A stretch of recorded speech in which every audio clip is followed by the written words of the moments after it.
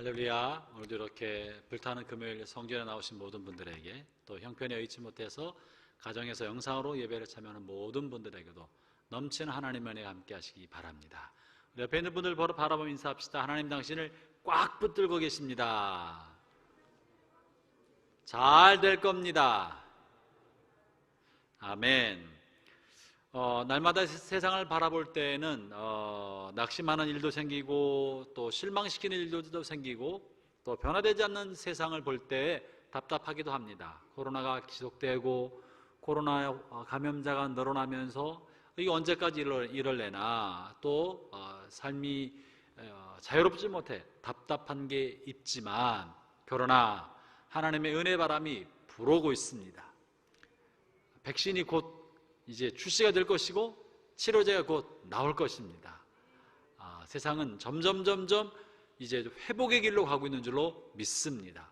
1년이라는 긴 시간 동안에 많은 어려움이 있었지만 하나님께서 사람들에게 감동을 주셔서 치료제를 찾고 또 백신을 만들도록 하고 계신 것처럼, 우리의 삶에도 때로 아직 우리의 기도 제목이 응답되지 않는 것처럼 보이고, 하나님이 멀리 계신 것처럼 느낄 때가 있어도 하나님 우리 곁에 계시고, 우리를 위한 하나님의 뜻은 반드시 이루어지고 우리의 기도를 들으신 하나님께서 응답해 주십니다. 때로 겨울이 길어져서 봄이 늦게 오는 것처럼 여길 때가 있고, 이 추운 바람이 힘들 수 있지만, 그러나 하나님의 경륜의 시계는 돌고 있기 때문에 하나님의 때가 다가오는 줄로 믿습니다. 우리가 호세아서를 계속 살펴보고 있는데, 지난 시간에 호세아 6장을 보면서 우리가 새로운 사실을 발견했어요. 그것은 뭐냐면 6장 1절부터 3절에 이스라엘 백성이 하나님 앞에 간절한 기도를 드렸고, 그 기도의 내용은 매우 타당했었어요. 오라 우리가 하나님께로 돌아가자. 하나님 우리를 치셨으나 우리를 낫게 해주실 것이다. 주님 우리에게 채찍을 주셨으나 곧 싸매어 고쳐주실 것이다. 주님 우리를 고쳐주십시오. 우리가 주님께로 돌아갑니다. 우리가 힘써 주님을 알고자 합니다. 이렇게 기도한 기도 내용은 얼마나 타당하고 맞습니까? 그들이 고난을 받을 때, 극심한 고난 가운데 있을 때 우리가 주님께로 돌아가자. 우리의 모든 잘못의 근원은 하나님을 잘 알지 못했기 때문에 그러니 이제 하나님을 열심을 내서 알자. 하나님은 틀림없이 하나님을 찾는 하나님의 백성들을 위하여 일어나실 것이고 고쳐주실 것이다. 맞아요, 안 맞아요? 맞는 말이에요. 틀림없는 말이에요. 그러나 이런 틀림없는 말, 맞는 말, 하나님의 성품과 성경에 완전히 일치한 그 말을 하나님이 들으실 때, 잘했다, 드디어 너희들이 내 마음을 알았구나라고 감탄하셨어요? 아니면 하나님이 더욱더 낙심하셨어요? 어떻게 하셨어요? 지난주에 참석한 사람들은 다 알고, 지난주에 안 참석한 사람은 전혀 모르죠? 하나님이 기뻐하셨어요? 낙심하셨어요? 낙심하셨어요. 성경에 100% 부합하는 고백을 했는데 왜 하나님이 낙심하셨습니까? 이 사람들이 하나님께서 든 고난의 채찍의 원인을 알지 못하고 하나님의 성품을 이용해 먹고 있었기 때문에 그랬습니다. 이 사람들이 하나님의 마음을 알지 못하고 자신의 필요에만 절박하기 때문에 그랬던 것입니다. 여러분, 이것은 우리가 신앙생활하는데 대단히 중요한 것입니다. 하나님의 마음과 상관없이 성경을 문자대로만 붙들고 있는 것, 하나님께서 답답하게 여기시는 일입니다. 하나님의 뜻에 대해서 관심이 없고 내가 원하는 것만 하나님 앞에 아뢰는 것, 하나님 보시기에 답답하게 여기는 일입니다. 이것은 누가 하는 일입니까? 초신자들이, 하나님을 잘 알지 못하는 유아신자들이 하는 거예요. 이제 하나님을 알 만큼 안 사람들, 하나님을 예배한다고 예배하는 사람들, 주의 뜻대로 살고자 하는 사람들은 성경을 어느 한 부분, 내가 원하는 부분만 골라내서 원하는 본문의 말씀만 붙들고 그렇게 메어달릴 것이 아니라 하나님의 마음이 어떠한지, 오늘 나의 삶을 바라보시는 하나님의 마음이 어떠한지를 알아야 되고, 나를 향한 내가 필요한, 나가 원하는 것이 무엇인가 여기에만 절박할 것이 아니라 하나님의 뜻이 어디에 있는지 이것을 알고자 해야 합니다. 이것이 바로 하나님을 안다는 거예요. 그래서 성경을 문자대로 많이 알고 있는 게, 성경의 지식에 출중한 게 하나님을 아는 것이 아니라 하나님과의 긴밀한 사귐을 통해 오늘 주님의 마음을 알아차리고 아는 거, 이게 참다운 하나님을 경외하는 지식입니다. 아멘. 아멘. 이거는 공부해서 되는 게 아니에요. 주님을 사랑해야 알아갑니다. 주님을 사랑하면 알아차립니다. 그러나 주님을 사랑하지 않고 율법과 계명에만 충실하면 하나님의 마음을 알지 못하고 일만 하는 일꾼이 됩니다. 일꾼은 주님의 마음을 모르고 주인이 한 명령만 따르는 사람이에요. 주인이 아침에 한 명령만, 이런 말을 했구나, 그 말에만 집착하는 것이지 그 말을 한 주인의 마음은 헤아리지 못합니다. 그러나 마음을 헤아린 사람이 아들이고 딸이고 가족인 것입니다. 하나님 우리를 주님은 아내로 부르셨고요, 내가 너와 정가도로 영원히 살겠다고 아내로 부르셨고 아들로 삼으시고 자녀로 삼으신 것입니다.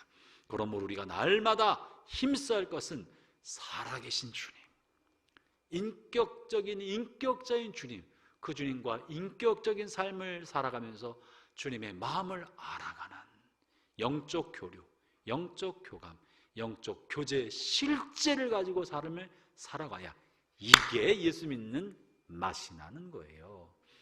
이런 영적 실제 교제 없이 살아가면 율법적인 삶이고 종교적인 삶이고, 그 종교적이고 율법적인 삶을 옆에서 바라볼 때 답답하기 그지없고, 그 사람이 다른 사람을 인도하려고 하면 고통스럽기 그지없어요.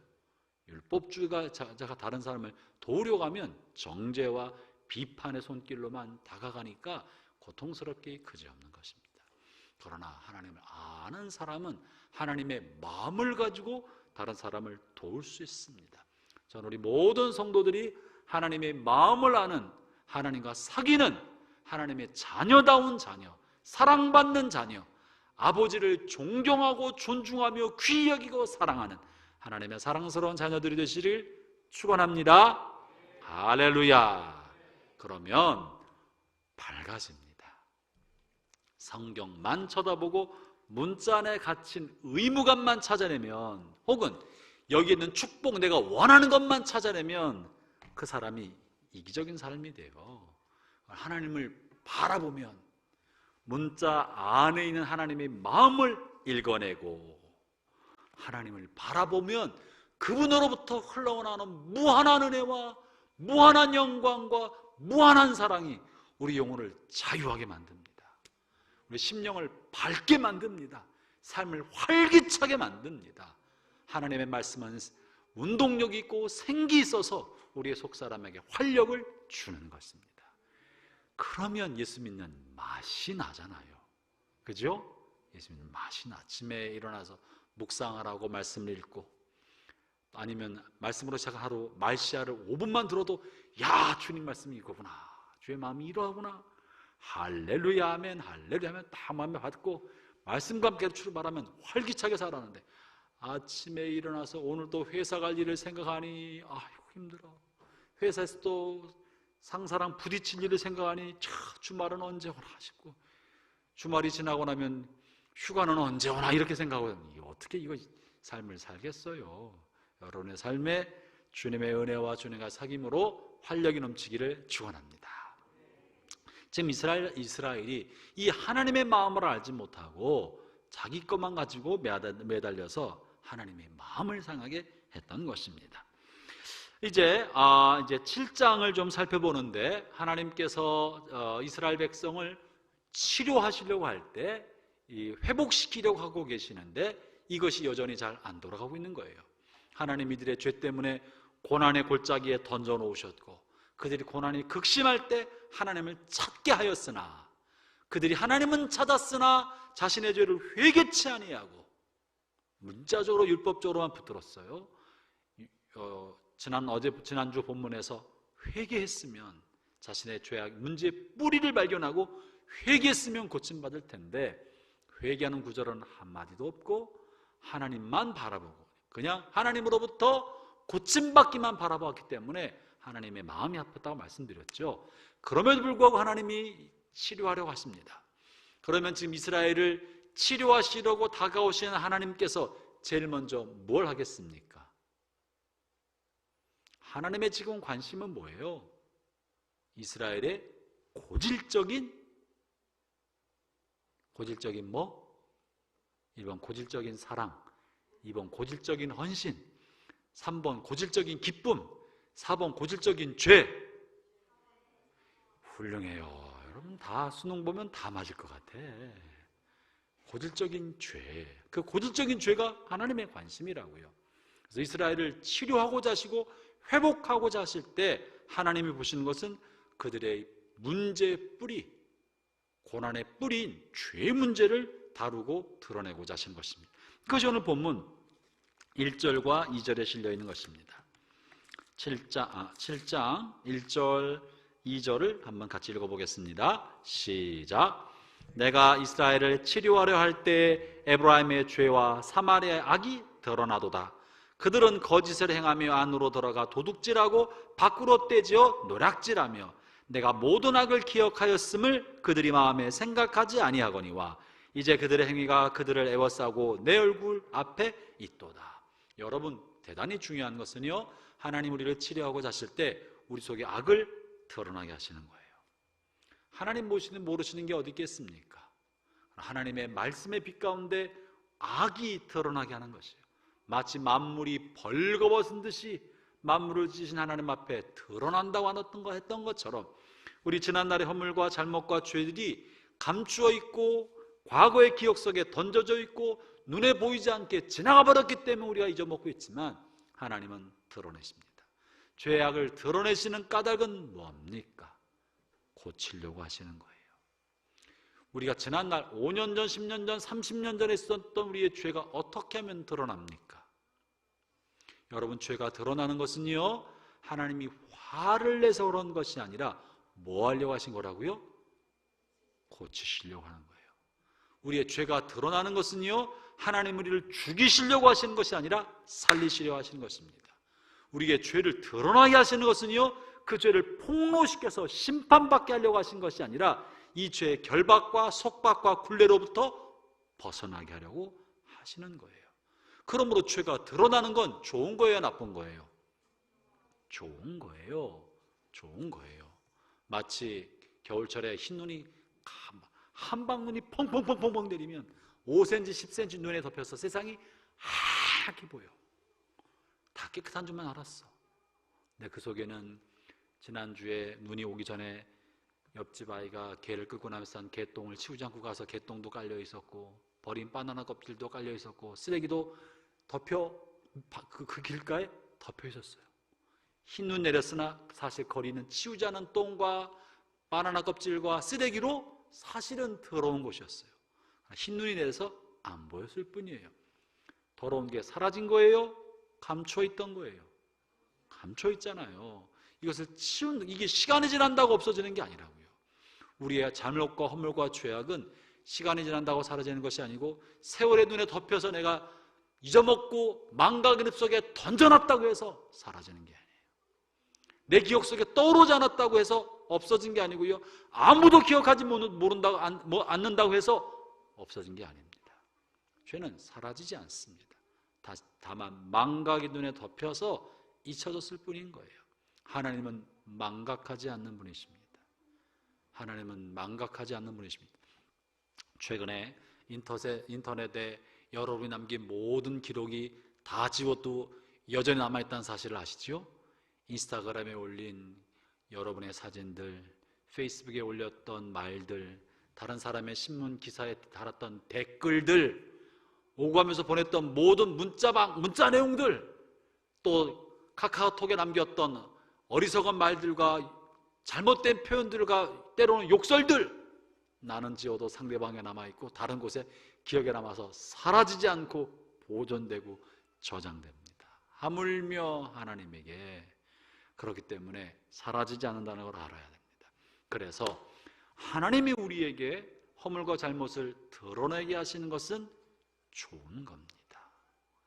악한 사람이 우리의 허물을 끄집어내는 것은 악한 의도로 우리를 써먹으려고 괴롭히려고 하는 것이지만, 하나님이 우리의 잘못을 드러내시는 것은 우리를 고쳐주려고 하는 것입니다. 그러면 어떻게 하면 우리의 잘못이 드러나겠습니까? 하나님 우리를 고쳐주기 위해서 지난날의 허물과 내가 했던 잘못을 드러내시는 경우는 어떤 경우입니까? 이게 중요합니다. 때로 우리 인생을 살아가는 동안에 하나님께서 내가 잊어먹고 지냈던 과거의 나의 허물과 잘못을 드러내실 때가 있습니다. 그걸 알아차리면 축복입니다. 하나님이 드러내신 줄 알아차리지 못하면 분노가 솟구칩니다. 하나님이 드러내신 줄 알아차리면 축복으로 다가갈 수 있고, 그걸 알아차리지 못하면 내가 그것에 저항하면서 몰락의 길로 걸어가게 됩니다. 어떻게 하나님이 드러내십니까? 가장 쉬운 방법은요, 내 안에 문득 떠오르게 하세요. 문득 기도하는 가운데 문득 10년 전에 친구한테 돈을 빌렸던 10만 원 안 갚은 거 떠오르게 하세요. 그거 왜 떠오르게 하신 거예요? 이 도둑놈아, 그러고 떠오른 게 아니잖아요, 그죠? 갚아라. 마음의 빚을 갚아라. 너는 잊어먹었어도 돈 떼먹은 사람은 절대 잊지 않는단다. 네 친구가 너에게 연락하지 않은 까닭은 바로 10년 전에 빌렸던 10만 원을 안 갚았기 때문에 그 친구가 너에게 전화도 안 하고 보아도 모르는 척하는 거란 드러내서 고치려고 하는 거예요. 여러분이 무의식 중에, 기도 중에, 또는 설교 말씀 듣다가 어느 순간 나의 지난날의 부끄러운 어떤 사건들과 일들이 생각나거들랑 주님이 드러내신 줄로 믿기 바랍니다. 이걸 어리석게도 아이고 왜 이거 옛날 생각하고 있지, 잊어먹어라 이러고 지나가지 않기 바랍니다. 잊어먹어라 이러지 않기 바랍니다. 떠오르게 하신 거 주님이 그것을 처리하게 하는 하나님의 은총이에요. 기도 중에 말씀을 듣다가 무심결에 또 하나님 언제 우리를 드러내십니까? 다른 사람을 통해 드러내십니다. 다른 사람을 통해 드러내십니다. 나도 잊고 지났는데 누군가를 통해서 내 연약했던 과거 어떤 순간을 드러내실 때가 있어요. 발각되게 하실 때가 있어요. 내 잘못으로 인한 결과물들을 보게 함으로 내 잘못을 알아차리게 할 때가 있습니다. 이런 일들은 흔히 내가 별거 아닌데 생각했는데 별거 아닌데 하고 지났던 것이 별거인 것처럼 드러나게 될 때가 있어요. 여러분, 그때 화가 나고 속상하고 분노도 일어나고 마음에 충돌도 생기고 왜 이걸로 문제를 삼아라고 상대방에게 화를 낼 수 있습니다. 그러나 타인이 어떤 상황과 환경을 통하여 여러분의 지난날에 감추어 두었던 혹은 무심결에 지나갔던 과거의 잘못을 드러내게 하거들랑 하나님께서 그 사람을 통하여 세월의 눈밭에 감추었던 나의 죄악을 드러내시는 줄로 믿기 바랍니다. 그러지 않으면 잊어먹고 지나가요. 내가 잊어도요 절대 사라지는 것이 아닙니다. 나는 망각의 늪속에 던져놔도 하나님은 생생하게 기억하고 계십니다. 내가 그것을 처리하지 않는 한 하나님은 언젠가 우리의 죄의 열매를 반드시 먹게 합니다. 여러분이 회개하지 않는 죄도 주님이 다 용서하십니다. 그러나 그 죄가 만든 악은 열매를 먹게 되어 있습니다. 죄는 죄로만 끝나지 않고 죄의 악이라는 독소를 만들어냅니다. 죄의 악이라는 독소를 만들어내고 이 독소가 우리에게 영향을 주어서 우리를 고통받게 만드는 거예요.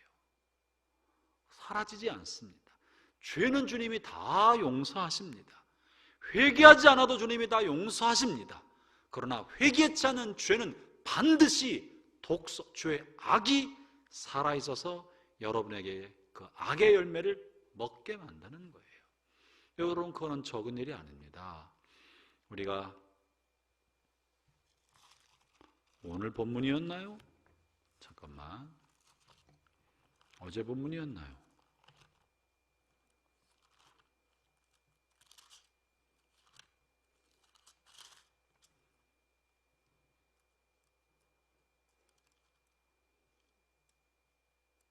아마샤가 에돔과 전쟁을 할 때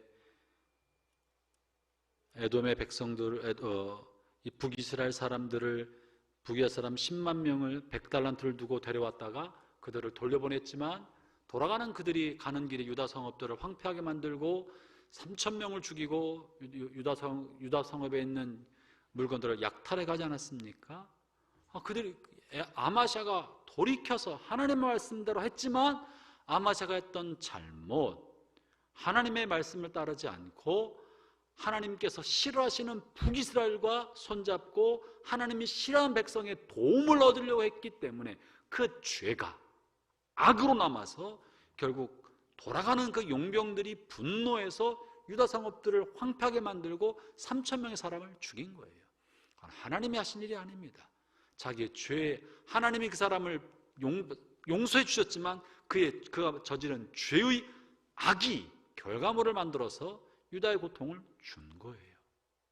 우리가 잘못한 것은요, 열매를 거두게 되어 있고 그 열매를 내가 먹게 되어 있는 것입니다. 그렇기 때문에 누군가의 우리의 잘못이 드러나게 되거들랑 나중에 먹을 죄의 열매를 그때 먹는 줄 알고 감내하기를 바랍니다. 죄의 열매를 내가 안 먹으려고 발버둥 치니까 더 큰 악이 생기는 거예요. 내가 잘못한 것에 대해 대가를 지불하는 것이 타당한 거지, 지불 받아야 할 대가를 지불하지 않으려고 하니까 더 큰 악이 자꾸 생겨나는 거예요. 그리고 하나님은 죄를 용서해 주셨으나 내 죄의 열매는 내가 먹는 거예요. 그러나 내가 절박한 마음으로 회개하고 참회하면 하나님이 죄의 악까지도 소멸시켜 주십니다. 요한일서 1장 9절 읽어볼까요? 회개치 않으니까 하나님이 그에게 스스로 만든 죄의 열매를 먹게 하시는 거예요.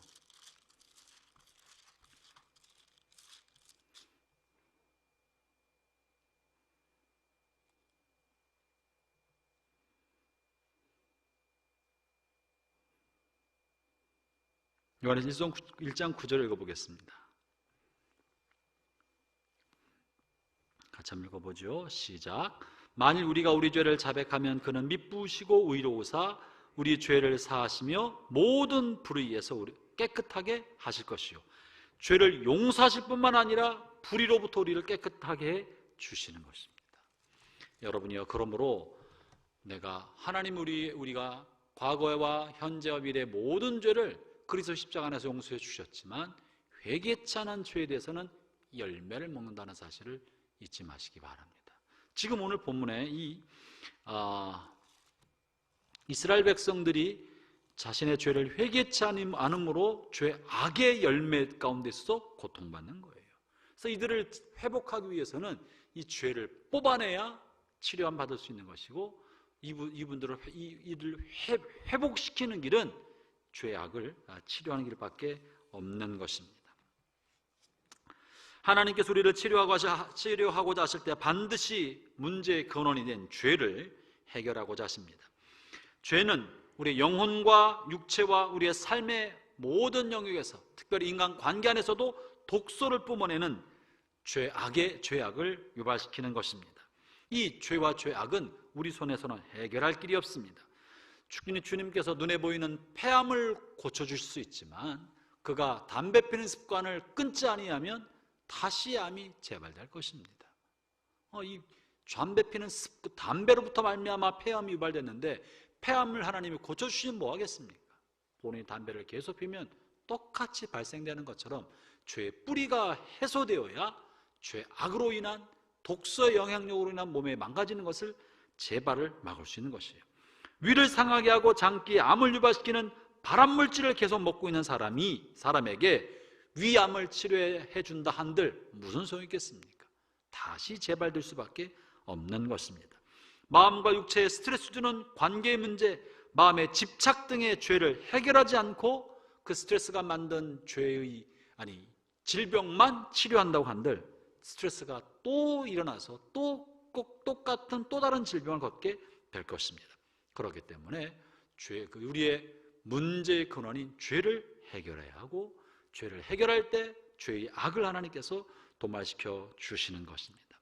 지금 하나님께서 이스라엘을 치료하실 때 그들의 죄와 악을 드러내서 치료하고자 하신 건데요, 이스라엘과 사마리아가 가지고 있던 이 죄의 뿌리는 뭔가 2절에 실려 있습니다. 2절, 하나님이 드러내시고 기억나게 하신 것. 근데 문제는 이스라엘 백성이 이 자신들이 했던 일들을 기억을 안 하고 있어요.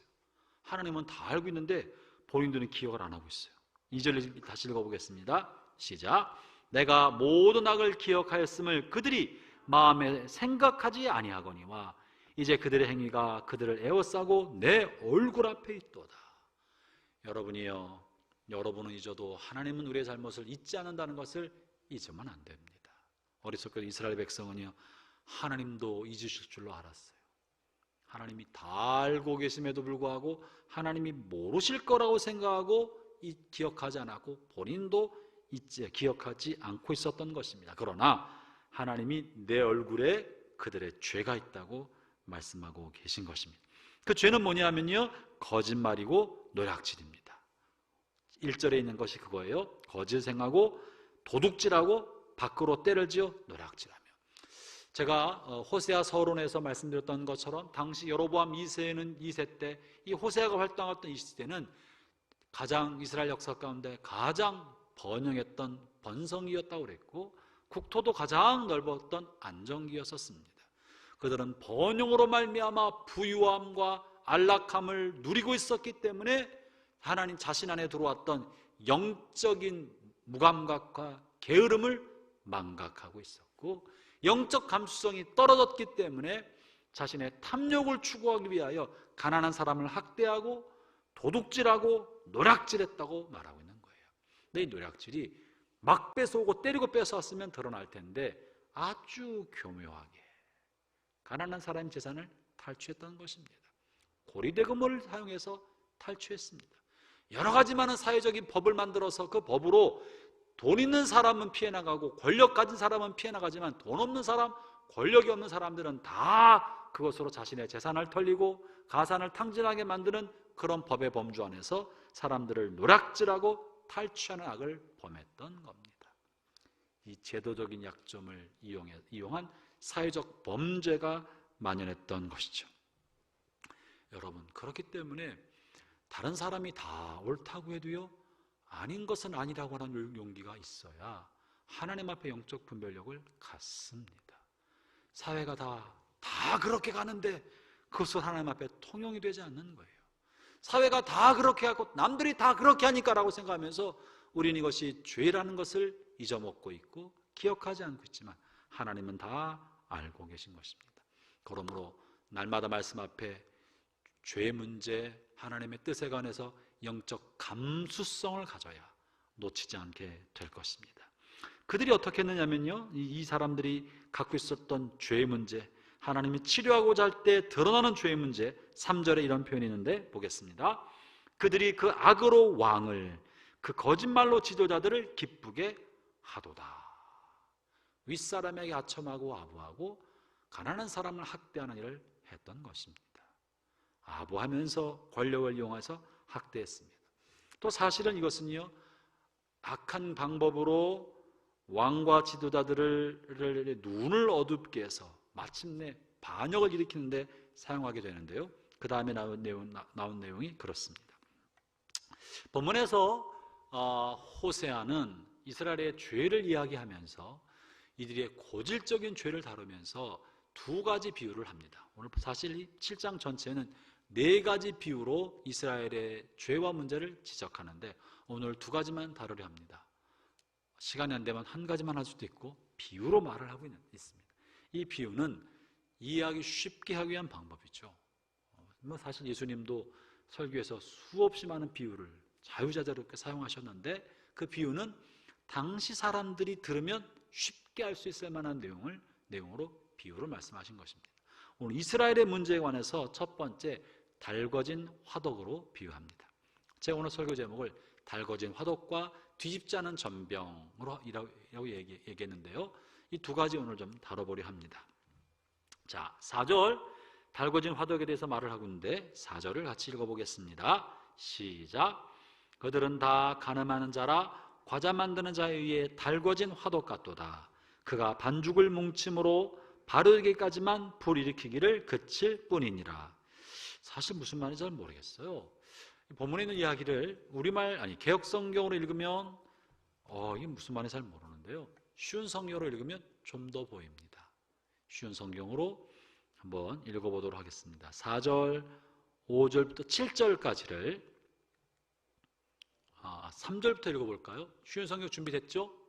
네, 3절부터 7절까지를 한번 쭉 읽으면 이스라엘이 이런 고질적인 죄가 있구나 감을 잡게 될 텐데요. 3절부터 7절을 네, 제가 읽을 테니까 여러분 자막을 통해 보시기 바랍니다. 네, 제가 읽겠습니다. 그들이 악한 짓으로 왕을 기쁘게 하며 거짓말로 지도자들을 즐겁게 한다. 그러나 그들 모두는 가늠한 자이다. 그들은 마치 빵 굽는 사람이 반죽이 될 때 말고는 늘 뜨겁게 달궈 놓은 화덕처럼 정욕에 달아올라 있다. 왕의 잔칫날이 되면 신하들은 포도주에 취하며 왕은 악한 계획을 세운 사람들과 손을 잡는다. 그들의 마음은 음모로 달궈진 화덕과 같다. 그들의 음모는 밤새도록 가라앉아 있다가 아침이 오면 뜨겁게 달아오른다. 모든 백성이 화덕처럼 뜨겁게 달궈져 있어서 그 지도자들을 삼켜버린다. 왕이 하나씩 넘어지는데 어느 누구도 나를 부르지 않는다. 본문에 말하고 있는 이 달궈진 화덕은 뭘 말하고 있는 것입니까? 달궈진 화덕. 이 달궈진 화덕을 비유로 말하면서 이스라엘이 이러하다. 이스라엘 죄악이 이러하다. 내가 너희를 치료해 주려 봤더니 너희들 마치 달궈진 화덕 같다. 이것을 벗어나지 아니하면 회복의 길이 없다는 거예요. 달궈진 화덕을 뭘 말하나? 이 쉬운 성경으로 좀 보면 좀 이해가 쉬운데 거기 이렇게 표현합니다. 그러나 그들은 4절이죠. 모두 간음하는 자이다. 간음하는 자다. 마치 빵 굽는 사람이 반죽이 발효될 때 말고는 늘 뜨겁게 달궈놓은 화덕처럼 정욕에 달아올라 있다. 이 달궈진 화덕이 말하고 있는 첫 번째 의미는요, 이것은 이스라엘 백성들이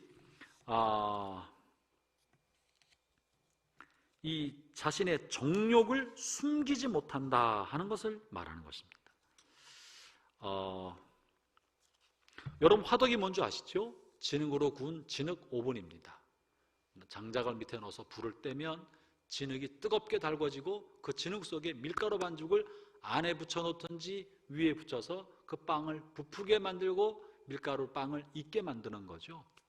그래서 이 불을 떼고 불을 꺼도 뜨겁게 달궈진 화덕은 은은한 온기가 계속합니다. 그래서 빵을 익게 만드는 거죠.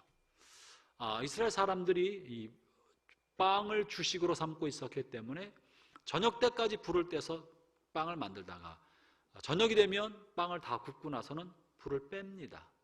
빼면 그 안에는 불을 더 이상 장작을 넣지 않죠. 그러면 그렇지만 그 안에는 여전히 뭐가 있어요? 숯이 남아있기 때문에 은은한 온기가 밤새 가는 거예요. 그러다 아침이 되면 그 안에 불이 없는 것처럼 보이고 꺼멓게 남아있지만 이 검붉은 그 숯 밑에는 여전히 불씨와 불길이 남아있습니다.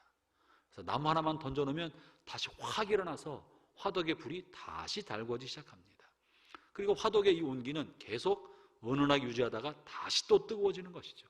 본문에 이스라엘 백성이 달궈진 화덕 같다 이 말은 뭐냐면 이 뜨거운 불길을 감추지 못하고 빵을 계속 덮인다는 걸 말하는 거예요. 뜨거운 불길을 감추지 않는다는 거예요. 마치 정욕이 너희들이 감출 수 없고 숨길 수 없는 정욕을 가지고 있다 이 말을 하고 있는 거예요. 너희들의 정욕이 달궈진 화덕처럼 끊임없이 불타오르는구나. 밤에 잠시 꺼지는 것처럼 여겨지지만 그 정욕의 불길이 꺼지지 않고 여전히 남아있다가 아침에 툭 건들기만 하면 다시 불이 붙는구나. 이것이 이제 6절의 말씀이죠. 6절을 보세요.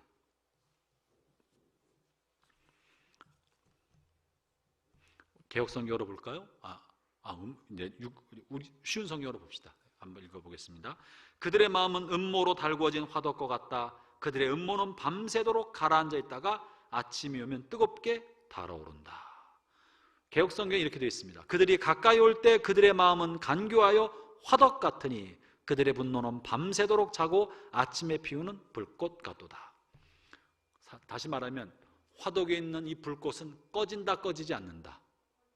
꺼지지 않는다는 거예요. 겉으로는 꺼진 것처럼 보여도 여전히 가지고 있다는 거예요. 다시 말하면 마음의 정욕이 음란한 사람이라고 말하면서 마음의 정욕을 말하고 있는데, 이 정욕만이 아니라 욕심도 말합니다. 가난한 사람을 탈취하여 자기 재산으로 만들고 만드는 자기의 부와 재산과 사회적 신분에 대한 끝없는 욕심, 도대체 채워지지 않는 마음의 욕심을 달궈진 화독으로 표현하고 있는 거예요. 또 하나, 물론 가늠한 자라 말하면서 정욕도 말하고 있습니다. 본문은 명확하게 말하면 정욕에 관한 이야기를 문자적으로 합니다. 음란한 사람이 잠시 동안 참는 것처럼 보여도 다시 음란한 성욕을 발동시켜서 음란한 짓을 끊임없이 일삼는 발정난 망아지처럼 이렇게 살고 있는 이스라엘 백성이라고 말하고 있는 거죠. 내용의 핵심은 끊임없이 마음속에 죄악의 욕구를 가지고 있는 사람들을 말하는 것입니다. 여러분, 우리 안에 내가 어떤 사람인지를 가장 잘 아는 방법은 뭡니까? 여러분 하루 종일 사는 동안에 무슨 생각이 머릿속에 가장 많은가를 생각하면 여러분은 그런 사람입니다. 24시간 하루 종일 뭐에 대한 생각이 가장 많나? 돈 벌 생각. 어떻게 하면 빨리 집 살까? 어떻게 하면 빨리 집 살까? 돈 벌 생각만 하고 살면 돈 버는 게 인생에서 가장 중요하게 여기는 사람이에요. 애들 교육 문제, 애들 어떻게 대학을 보낼까? 어떻게 공부를 시킬까? 어떻게 하면 공부를 잘 시킬까? 이 생각만 하고 있으면 그것이 나의 삶의 가장 중요한 부분을 차지하고 있는 사람이에요. 노후 문제, 어떻게 하면 내가 노후를 좀 편안하게 살 수 있을까? 돈을 모을까? 노후에 좀 이런 생각만 하고 있으면 그 생각이 하루의 생각 중에서 50% 이상 차지하고 있으면 그런 사람인 거예요. 여러분 어떤 종류의 사람입니까? 지금 이스라엘과 사마리아에 대하여 정욕이 끊임없이 잠잘 때도 잠시 멈춰 있지만 끝없이 타오르는 화덕의 불 같은 사람이다. 혹은 욕심이 화덕의 불처럼 타오르고 있다라고 말하고 있는 것이죠. 이런 욕심이 결국은 왕과 지도자들을 속이고 거짓으로 속이고 마침내 이 나라에도 어려움을 줬다고 말하고 있는데요.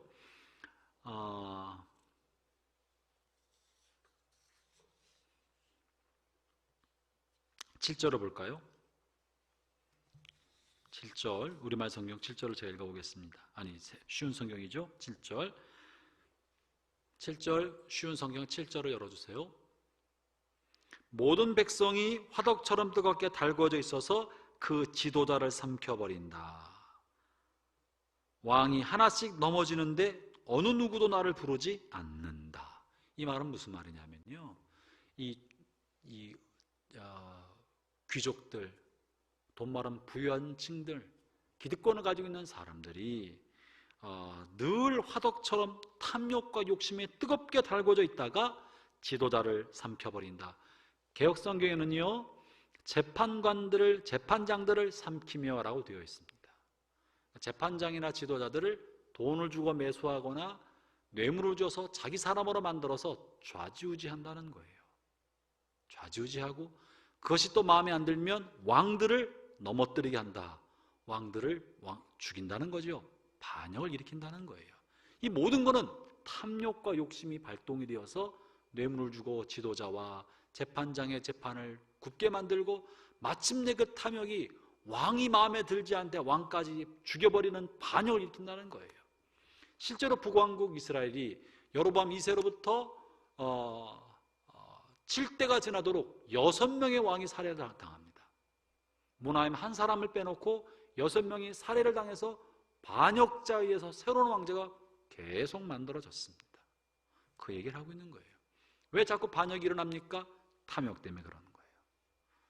나라를 내 마음대로 하고 싶고 내 뜻대로 하고 싶은 생각, 내가 해보고 싶은 생각, 이 탐욕이 결국 왕을 죽이게 만들고 반역을 일으켰다는 거예요. 이 정욕, 끊없는 욕심의 불구덩이가 계속 이스라엘 공동체 안에 있다는 것이죠. 문제는 이렇게 사회적으로 탐욕과 욕심이 끝없이 일어나고 있고 거듭거듭되는 반역이 계속 일어나도 문제는 이스라엘 백성들이 하나님 앞에 이것이 멈추게 해달라고, 나라가 안정되게 해달라고, 이 일을 일어나지 않게 해달라고 기도한다, 기도하지 않는다. 기도하지 않는다는 거예요. 구하지 않는다는 거예요. 나라의 반역이 끝없이 반복되고 폭력과 살인이 반복되어도 구하지 않는다는 거예요. 왜 그렇습니까? 익숙해졌기 때문에 그런 거예요. 사회가 다 그렇지 뭐. 그렇지. 사회가 다 그런 거지. 지도자들에 대해서 신뢰를 잃어버렸기 때문에, 권위가 상실되어 버렸기 때문에 나라 전체에 하나님의 공의가 이루어지도록 하는 기도하는 사람도 없다는 것입니다. 여러분, 최근만 아니죠. 사실 한국의 근현대사 속에서 정치 지도자들에 대한 신뢰가 많이 무너졌습니다.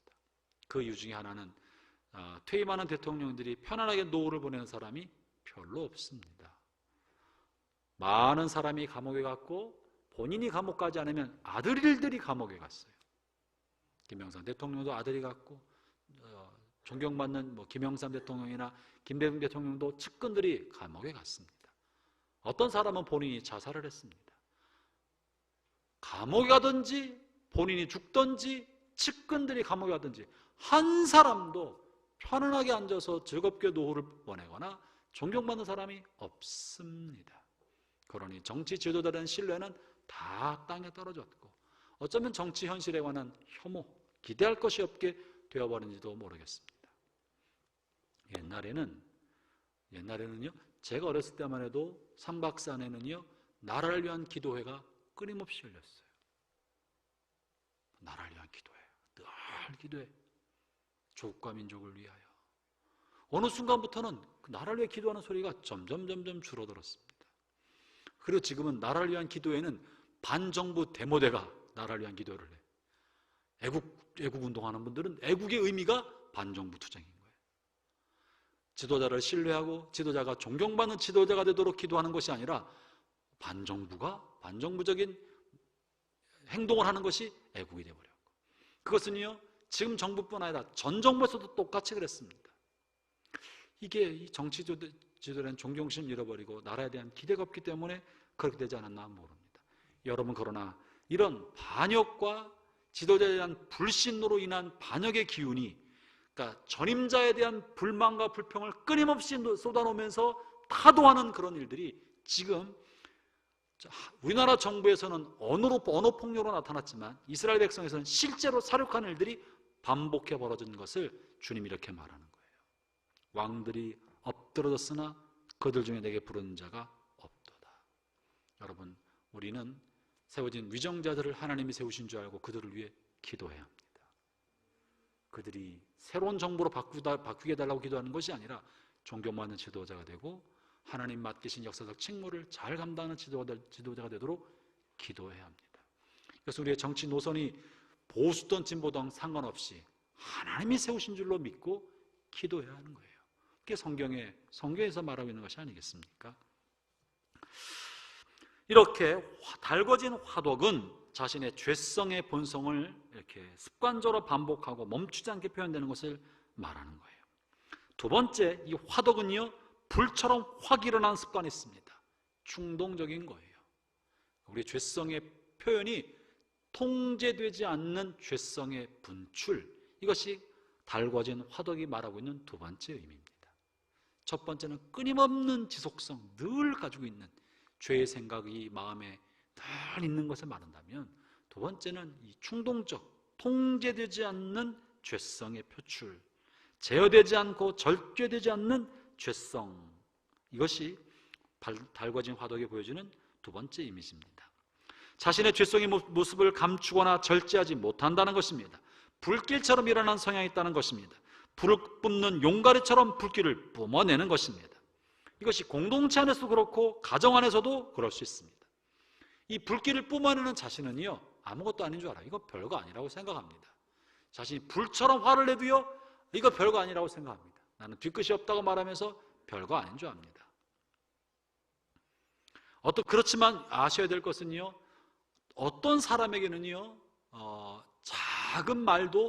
작은 말의 불꽃도 누군가에게는 큰 화상을 준다는 것을 알아야 합니다.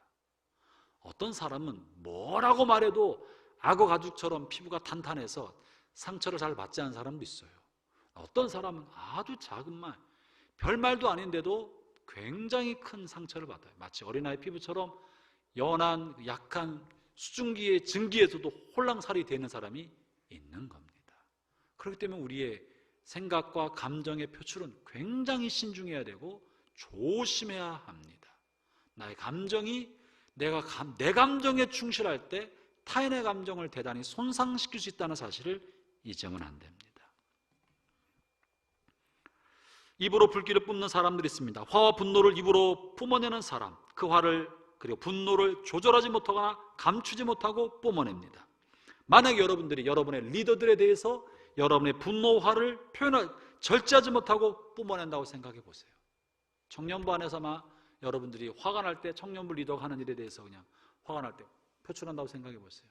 그 리더가 그 다음에 모임을 잘 인도할 수 있겠어요? 못합니다. 다른 사람이 막 리더십에 대해서 분노를 표출하면 어떻게 쉽게 하겠습니까? 낙심하고 자신감을 잃어버리고 기가 죽어버리죠. 그럼 공동체가 얼마나 또 어려워지겠습니까? 또 어떤 사람이 교회에 들어올 때 이 자신의 감정에 대한 표출은요, 분노의 불길로만 표현되는 것이 아니라 차가운 냉소적인 감정으로도 표출이 돼요. 교회에 들어왔는데 어떤 리더가 반갑게 맞아드는데 딱 싸늘한 표정과 날카로운 시선으로 쫙 째려보고 지나가. 그럼 그 다음 그 리더나 안내원들이 반갑게 그 사람한테 무슨 낯짝을 가지고 용기 있게 맞겠어요? 분위기 싸해지는 거죠. 나는 내 기분에 충실했는데 난 집에서부터 짜증나는 일이 생겼고 오던 길에 화나는 일이 생겨서 그냥 나는 무심결에 딱 그냥 냉소적으로 지나갔을 뿐인데, 그러나 반갑게 맞이하는 누군가에게는 차가운 시선은 굉장한 고통을 주는 거예요. 말할 수 없이 고통을 주는 거예요. 나는 아무것도 아니라고 말하지만 내 아무것도 아닌 나의 행동이 누군가의 가슴엔 차가운 얼음비수가 되어서 꽂힐 수 있는 거고, 누군가의 가슴에는 불길이 되어서 그 사람의 심령을 홀랑 태워버릴 수도 있는 거예요. 물론 문제는 이런 얼음비수를 던지는 사람이나 용가리 불을 뿜는 사람들이요, 자기가 그렇게 용가리고 얼음비수를 꼽는 얼음공주라는 사람을, 겨울왕국에 살고 있는 얼음공주인 것을 스스로 모른다는 거예요. 심각하게 자각하지 못한다는 것입니다. 자신의 행동이 다른 사람의 감정에 매우 큰 영향을 주고 있다는 것을 잘 모르고 그것이 얼마나 큰 화상을 입히고 마음에 차가운 얼음비수가 되는지 모릅니다. 그렇기 때문에 이런 충동적 감정의 표출, 절제되지 않는 감정의 표출이 바로 달궈진 화덕과 같은 것이고, 그것이 공동체 어려움을 주는 것입니다. 이런 감정의 표출, 충동성은요, 많은 중독적 성향을 가지고 있습니다. 중독 성향도 일종의 달궈진 화덕 같은 것입니다. 이 중독은 알코올 중독만 있는 것이 아닙니다. 도박 중독, 마약 중독만 문제가 되는 것이 아닙니다. 요즘의 세상에 성중독, 야동 중독에 빠진 사람들이 있어요. 요즘 워낙 성에 관해서 노출이 많이 되어 있기 때문에 성에 호기심이 많은 때의 사람들이 야동과 성적인 어떤 것에 빈감하게 빈번히 접촉하면 잘 헤어나오지 못합니다. 왜냐하면 그것이 주는 매력이 있기 때문에 그렇고, 그것이 주는 말초신경 자극적인 무언가가 있기 때문에, 마치 마약을 조금씩 먹는 것처럼 알코올을 조금씩 먹어서 잠시의 쾌락으로 마음의 고통을 잊어버리는 것처럼 성은 순간 우리 마음의 고통과 마음의 아픔을 잠깐 잊게 만들어버리는 그런 요소가 있기 때문에 쉽게 중독이 됩니다. 이거 아무것도 아닌 게 아니에요. 이 사회가 점점 성적인 문제에 대해서 관대해지고 아무것도 아닌 문제로 자꾸 사회가 만들고 있지만, 언론에서 자꾸 만들고 있지만 절대 그렇지 않습니다. 한번 빠지면 잘 헤어나오기 어려운 마약 같은 중독성이 있는 것입니다. 무엇에든지 중독이 되면 주변 사람들에게 고통을 줍니다. 우리는 주변 사람과 관계없이 나 혼자만 살 수 있는 사람은 아무도 없습니다. 이 중독은요, 인터넷 중독도 있고 스마트폰 중독도 있고 게임 중독도 있고, 요즘 아이들 웹툰 중독에 빠진 아이들도 있습니다.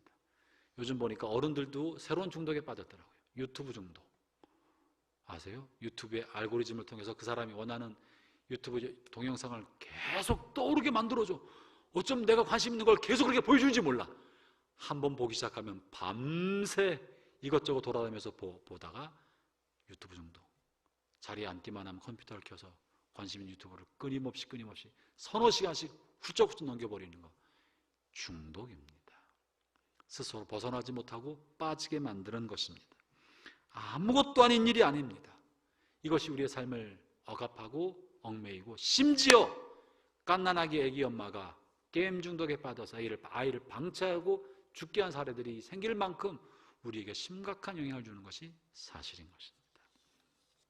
달궈진 화덕, 아무것도 아닌 것 같지만요, 언제든지 불씨가 있어서 건드리기만 하면 불이 일어나는 것처럼 중독적 성향이 그러합니다. 어떻게 하면 우리가 이런 달궈진 화덕 같은 문제를, 다시 말하면 통제되지 않는 뜨거운 거친 분노나 냉소적인 얼음공주 같은 차가운 태도나 또 내가 무언가 계속 중독적으로 빠지게 만드는 이 자아를 이겨낼 수 있겠습니까?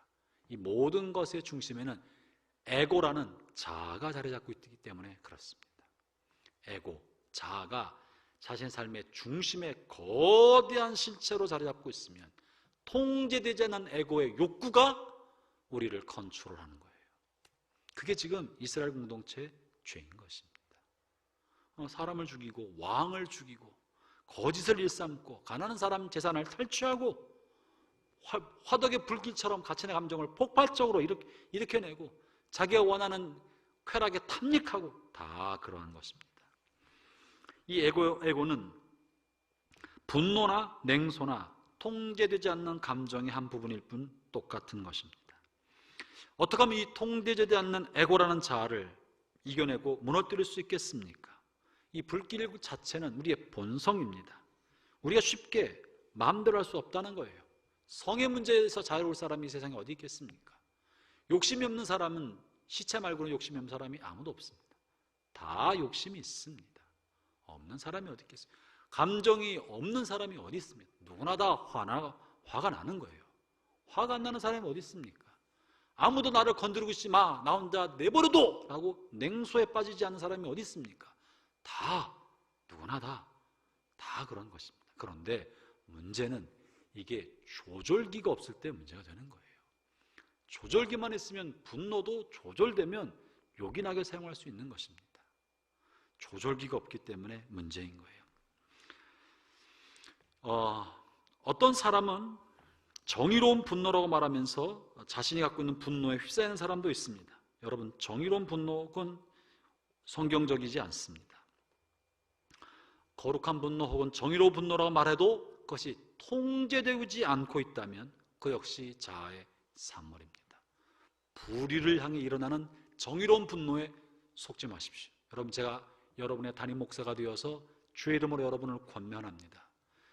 정의로운 분노라고 하는 그 분노에 속지 마십시오. 거룩한 분노라고 하는 그 분노에 스스로 속지 마십시오. 만약 여러분이 일어나는 정의로운 분노든 거룩한 분노든 통제되지 않고 여러분을 사로잡아 이끌어가고 있다면 그것은 여러분 자신의 분노지 하나님 주신 거룩한 분노는 아닙니다. 거룩한 분노가 되려면 하나님의 분노여야 합니다. 내 안에 일어나는 분노는 나 자신의 분노지 하나님의 분노가 아니에요. 옳은 거든 틀린 거든 상관이 없습니다.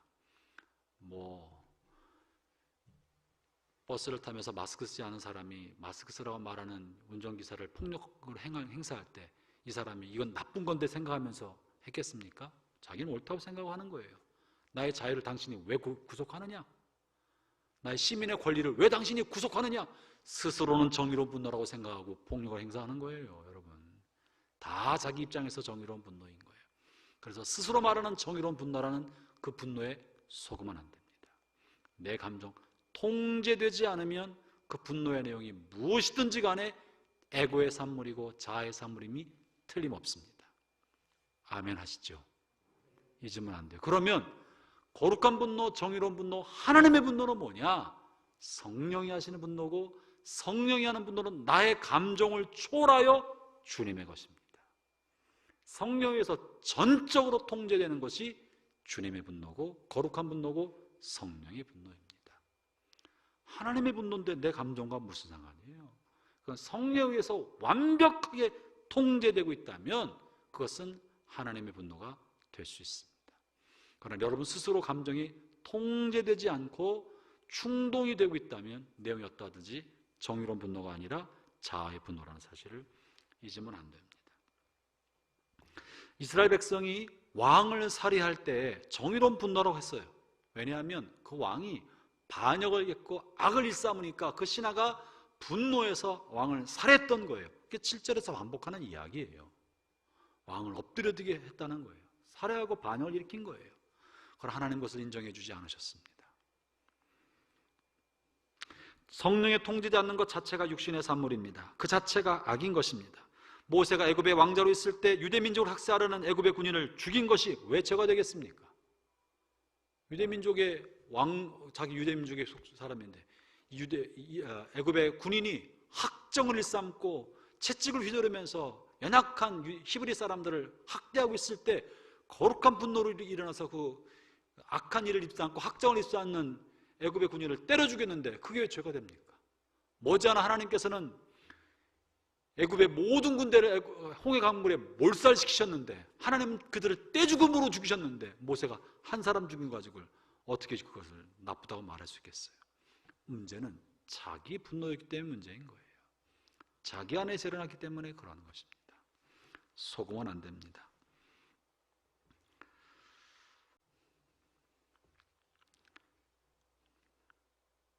여러분의 감정의 불길이 성령의 조절기에 의해서 조절되게 하기를 바랍니다.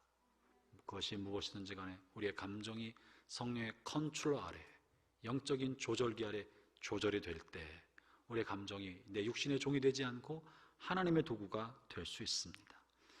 여러분, 돌아가는 사회와 주변 환경에 대해서 비판력이 없는 것은 좋은 것만은 아닙니다. 분명히 세상에 돌아가서 올바른 비판력을 가져야 됩니다. 건전하고 올바른 비판력이 있어야 합니다. 그러나 비판이 분별력이 없이 함부로 자기 감정대로 튀어나온다면 그것은 타인을 정죄하는 악의 도구만 될 뿐이고 하나님의 도구가 되지 못합니다. 여러분의 비판의 불길도 성령의 조절기로 조절되고 분별력을 갖게 되게 하십시오. 그러지 않으면 달궈진 화덕이 되는 것을 막을 길이 없습니다.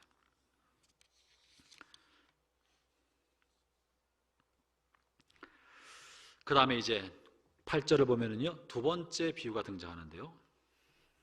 두 번째 비유 간단하게 다루죠. 두 번째 8절 읽어보겠습니다. 시작.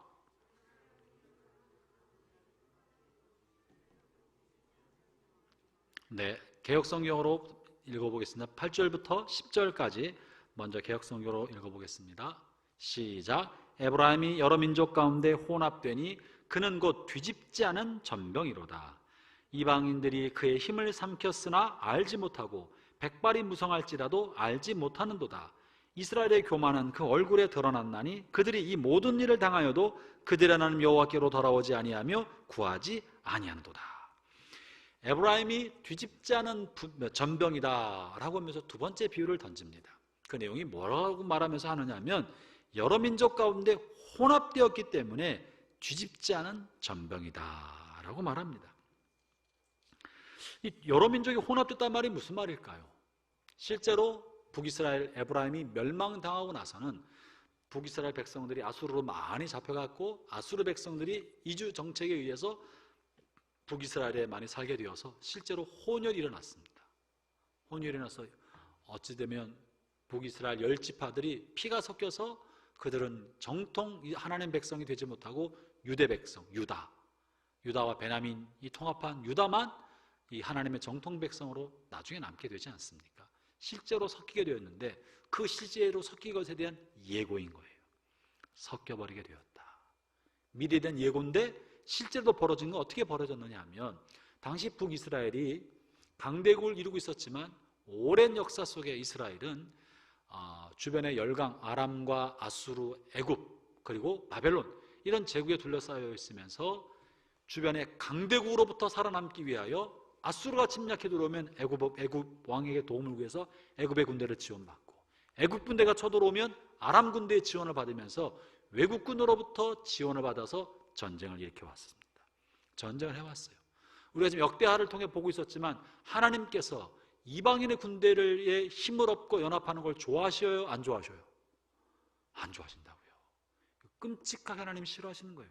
하나님만 의지하기를 원하시는데 자신의 약함 때문에 이방인들, 악한 사람들과 손잡는 것을 하나님께서는 싫어하시는 거예요. 그것은 하나님을 의지하지 않는다는 것을 보여주기 때문에 그러한 거예요. 근데 지금 이 이스라엘이 오랫동안 주변 열강과 전쟁할 때마다 다른 열강의 이방인들 국가로부터 군사적 지원을 받습니다. 보면 군사만 들어오는 것이 아니라 그 군대가 들어와서 군대가 갖고 있는 우상들이 있어요. 전쟁에 참여할 때마다 자기를 지켜달라고 이방 군대들은 우상을 가지고 들어오고 우상에게 제사를 드려요. 그리고 그 이방 나라의 문화를 그 땅에서 오랫동안 펴나가고 있고, 또 여자들을 겁탈해서 혼혈이 이루어지게 만들고, 이스라엘 백성도 외국에 나가면 똑같이 영향을 받고 돌아오고 혼혈이 이루어집니다. 그러면서 혼혈도 되고 문화도 섞이고 이방 종교가 이스라엘 땅에 들어오게 되었던 거예요. 그래서 이방인과 섞이게 되었다는 것을 말해주고 있습니다. 다시 말하면 이스라엘 백성의 두 번째 잘못, 이 비유를 통해 말하고 있는 것은요, 섞이는 혼합주의를 말하고 있는 것입니다. 하나님을 향한 순수한 마음과 순수한 믿음의 실체를 붙들지 아니하고 자신의 연약함을 세속적인 도움으로 채우려고 해서 생기는 혼합주의, 이것이 이스라엘을 멸망하게 만들고 있었던, 고난에 깊게 빠지게 만들었던, 그들의 고통의 질병에 빠지게 만들었던 죄악이고, 하나님 이것을 치료하시려고 악을 드러내고 계시겠다고 말씀하고 계신 것이죠. 여러분, 이것을 생각해 보니까 교회도 그렇습니다. 교회도, 그러니까 이스라엘 백성들이 전쟁에서 이기겠다는 생각으로 이방인들과 이렇게 연대를 했다면, 교회도요, 교회의 부흥을 목적으로 세속주의가 교회 안에 들어올 때 교회는 혼합주의가 생기는 것입니다. 건전한 목적을 지향하지만 수단을, 세속적인 방법을 수단으로 동원할 때 교회는 이 세상이 교회 안에 침투해 들어오기 시작하면서 혼합주의 양상이 나타나기 시작하고, 이 혼합주의가 되면요, 점점 세상의 힘이 주도적으로 역사하기 시작합니다. 이스라엘 백성이 그렇습니다. 이방인들로부터 도움을 받으려고 할 때마다 이방인이 원하는 요구를 들어줬어야 됐어요.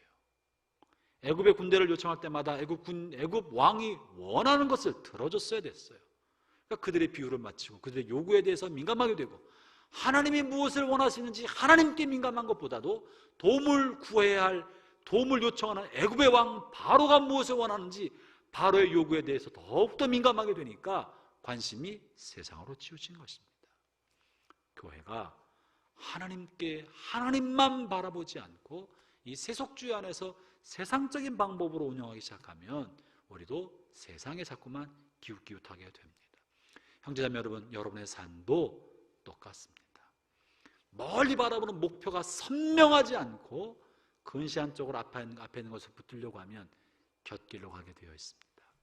여러분, 하나님을 경외하는 멀리 바라보는 신앙, 주님이 나를 부르실 마지막 그 순간에 내가 어떤 모습으로 살 것인가, 이것을 항상 생각하면서 오늘 나의 선택을 반듯하게 선택하기를 바랍니다.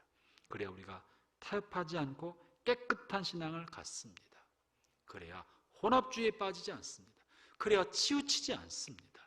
자칫하면 우리가 이것이 내 중요하다고 멀리 보지 않고 눈앞에 있는 근시안적인 생각에 빠져 있으면 잠시 지나갈 것이 본질처럼 오랫동안 붙들어서 균형 감각을 잃어버리게 되는 거예요. 본문에 나와 있는 뒤집어지지 않은 전병, 이것만 잠깐 말하고 이제 마치겠습니다.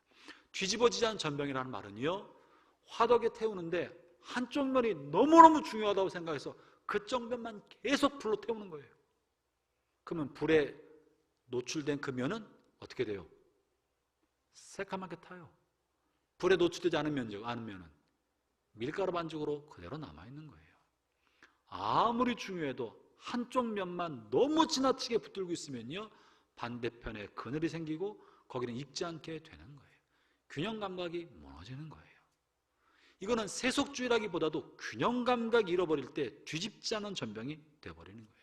그러므로 뒤집지 않은 전병의 두 번째 의미는 균형 감각의 상실입니다.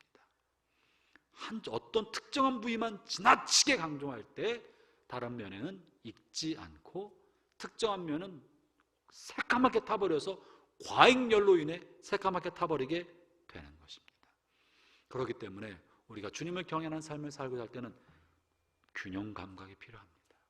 전체를 보는 균형 감각을 가져야 적당할 때 뒤집어주고 뒤집어주면서 골고루 있게 만들지, 한쪽 면만 새카맣게 중요하다고 해서 그쪽 면만 태우면 반드시 상대편 면에서는 익지 않은 밀가루가 생겨서 먹을 수 없는 전병, 빵이 되는 것입니다.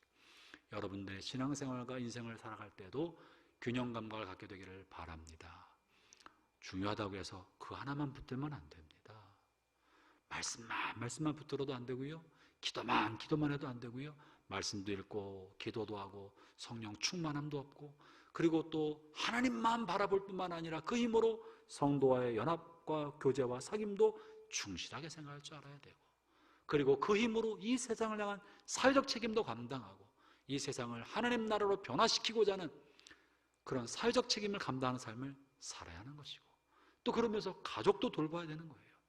여러 가지를 한꺼번에 저글링하는 마음으로 골고루 균형감을 가지고 살지 않으면, 한쪽 면만 타버리면 한쪽 면은 설립게 돼서 결국은 이것이 고통을 주게 된다는 거 잊지 말기를 바랍니다. 자, 이스라엘의 이런 하나님이 치료하려 할 때 드러난 두 가지 죄, 하나는 달궈진 화덕처럼 그저 쉽게 몰입하고 마음에 있는 죄성을, 약한 습성을 반복적으로 끊임없이 이뤄내는 것, 충동적인 것, 통제되지 않은 것, 이 불같은 것을 다루었고, 또 하나는 섞인 혼합주의와 균형감을 잃어버린 이 죄악을 다루었습니다. 저는 이 말씀을 통하여 우리 한 사람 한 사람이 하나님 앞에 성령의 통제 아래 살아가는, 그리고 균형감을 가지고 살아가는 모든 성도들 되시기를 주의 이름으로 축원합니다. 기도합시다.